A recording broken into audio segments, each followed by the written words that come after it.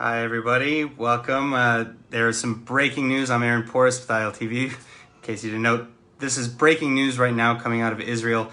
There's new updates from the health ministry in terms of how to deal with the coronavirus. The WHO has officially declared COVID-19, or the novel coronavirus, a global pandemic. And now so is Netanyahu. Prime Minister Netanyahu is calling it a plague. Over 82 Israelis are now confirmed to have the coronavirus, and at least 31,000 are in quarantine.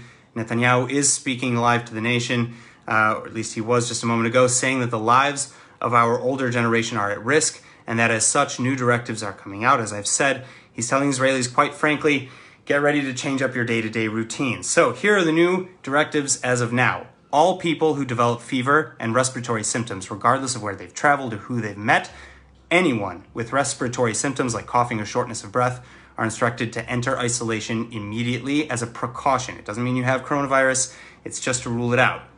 And you are to remain, such people are to remain in quarantine for at least until 48 hours after their symptoms stop.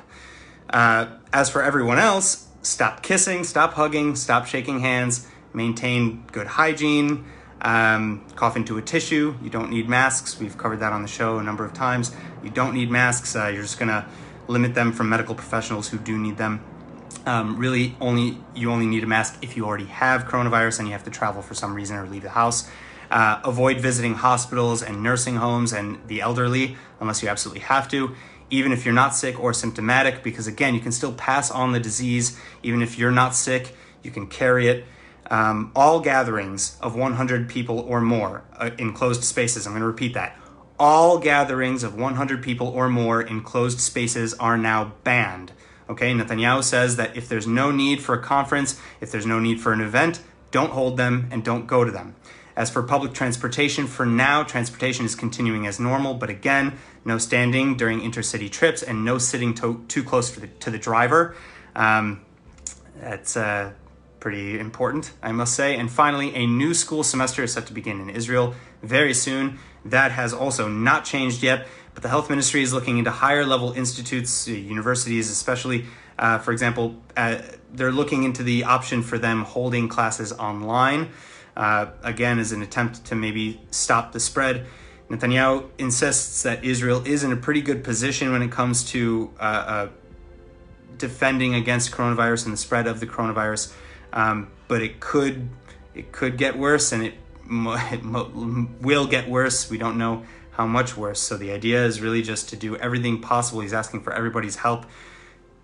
Do everything that you can. Maintain good hygiene. Wash your hands. Stay away from people. Stay away from large groups. If you have any symptoms, regardless of whether or not you have coronavirus, go into isolation until 48 hours after your symptoms stop. All right, and again, we will update you as soon as there are any more directives. I'm sure there will be more soon, especially regarding schools and or public transportation as that changes.